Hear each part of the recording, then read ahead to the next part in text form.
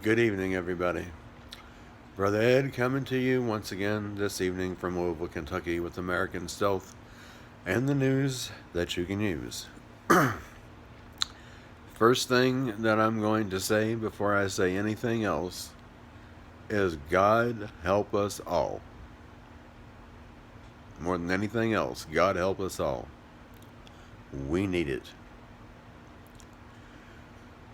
I knew it was not going to be very long when I heard just a few days ago, last week, that there was at least one confirmed case of coronavirus in Tennessee, which is not very far from Kentucky. We now have 4 confirmed cases here, one of which is in my own city.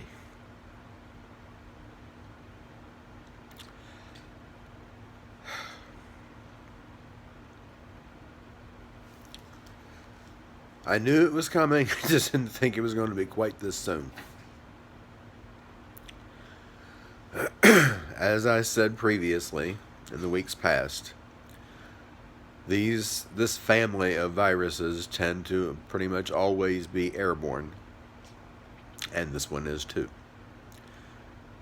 Therefore, nobody really needed to come in contact with anyone from China or from Asia, any country that's been hit. The wind was going to eventually carry it all over the world, and it did. And once, of course, it got to the United States, it's traveling on the wind anywhere it feels like the wind takes it, basically. Anywhere the wind goes is where this virus is going, which means it's going to go everywhere. Italy, I mean, I know they're just trying to keep it from spreading, but we can't do that. There's no way to keep this virus from spreading, whether it be from person to person or somebody getting it because they inhaled the air because it's in the air. We can't stop this from spreading, folks.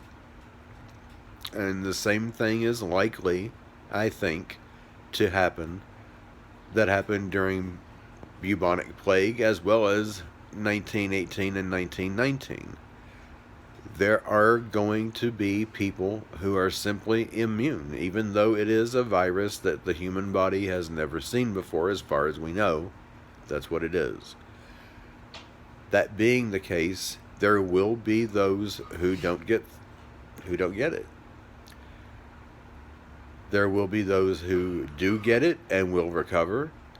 And then, of course, there are going to be, sadly, those who will get this virus and will not survive it. None of us knows which of those 3 categories we're going to fall into. Only God knows that. And we can wash our hands all we want. We can wear a mask everywhere we go. It's not going to stop us from succumbing to this if we don't have that natural immunity. And most of us are likely to not. As I have mentioned in previous videos, there is a gene called the slow progressor gene. If you didn't inherit that gene from either one of your parents, then chances are you're not going to make it. If you did get it from both of your parents, then you're likely to not even get sick. You'll be a carrier, but you won't get sick. You will be capable, however, likely of infecting other people. And then, of course, there are going to be those who got the gene from only one parent, and they will get sick, and they'll probably believe that they're going to die, but they will recover. And they could potentially wind up getting it again, since it is a coronavirus. They generally tend to be viruses that you can get repeatedly. And this has the potential, folks, to knock out. And I say knock out, I don't mean just make sick. I mean, it has the potential to wipe out 2/3 of the global population. That means 2/3 of every country. I mean, that would definitely be enough to restart. It would not be easy, but we could do it. But that would not be after a tremendous loss of life and a lot of grief to ensue.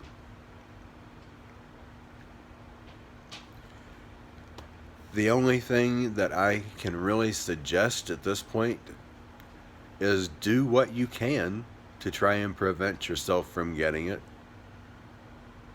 You know, we have to at least do what we're able to do to try and stop it from coming to us. But don't be terribly surprised if, despite all your efforts, you still get sick.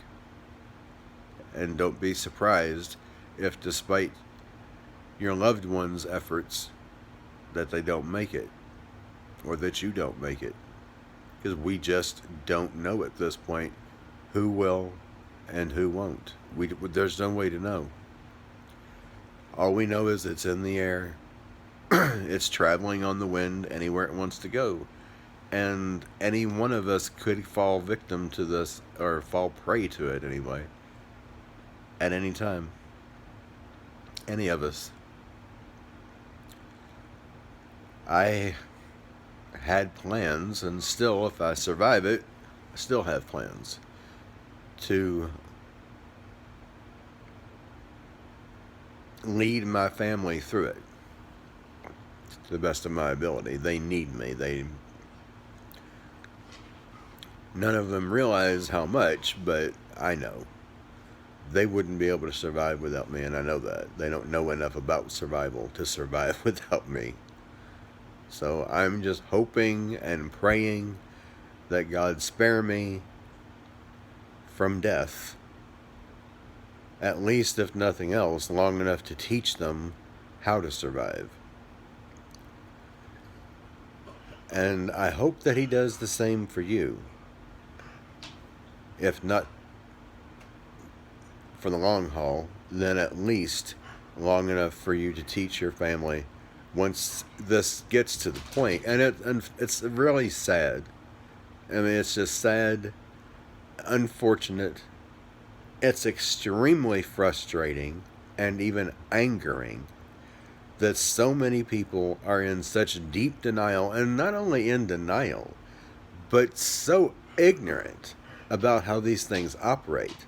And no matter what you tell them, they refuse to look at any of this from a realistic perspective. Still thinking that they're going to be riding a unicorn over the rainbow, sprinkling fairy dust all over the land for the rest of their life. Trust me, I've got family in the same frame of mind, and there's nothing that I can do for them at this point, because they just refuse to see the gravity of the situation. We very well may be looking at a pandemic very much like World War I, or potentially even worse than World War I. I mean, it may not be as bad as it was then, but it very well could be as well. We don't know. And at this point, honestly, it really looks to me that the only thing that any of us can do are the things, and at the top of the list of things that we need to do is pray. You know, pray that God spare not only yourself but your family and as many people in this world as possible. I mean, it's up to Him who's going to live and who's going to die. It's not our decision to make. Sometimes it is. I think there probably will be people who will opt out on their own. If they get very sick, they'll probably end their own lives rather than suffering. I really can't say that I blame them. I mean, if you do some research on what the pandemic of World War I was like, I wouldn't want to suffer through that either. I mean, that was grueling and gruesome, agonizing deaths that people were dying. I wouldn't wish that on somebody that I really just didn't think highly of at all. And there's a lot of people out there I really don't think particularly highly of. I wouldn't want them to have to die like that. At any rate, do what you're able to do as far as washing your hands, covering a cough, covering your sneeze. Prepare just in case you and your family do survive this. You don't know that you won't. Of course, you don't know that you will. But if you do, you're going to need a lot of supplies to last for, at this point, if it does get to the point that I think it might, that so many people are either sick, dying, or dead that the utility companies are not cannot be operated, then we're going to need at least 3 months worth of supplies to keep us going until we can start harvesting some food that we have actually planted. It would take at least that long, provided we don't have any more serious flooding or anything else like a drought. At any rate, just be in prayer. At this point, prayer is the only hope we have. It really is. God is the only hope that we have. And we have to put our trust and our faith in Him, that no matter what may come our way, Father knows best. That's just the way it's going to have to be. And that's the way it always is anyway, right? God knows best, far better than we. Even though we don't often understand why He does things the way that He does, it's always in our best interest, and there's always a good reason for how it goes down and why it happens the way that it does. So just keep all of that in mind. There is a spiritual reason for everything that God does. If nothing else, just to bring us closer to Him, because He knows better than us that that's where we need to be. Till next time, be in prayer, be at peace, be prepared, and don't stop praying, folks. Love you guys.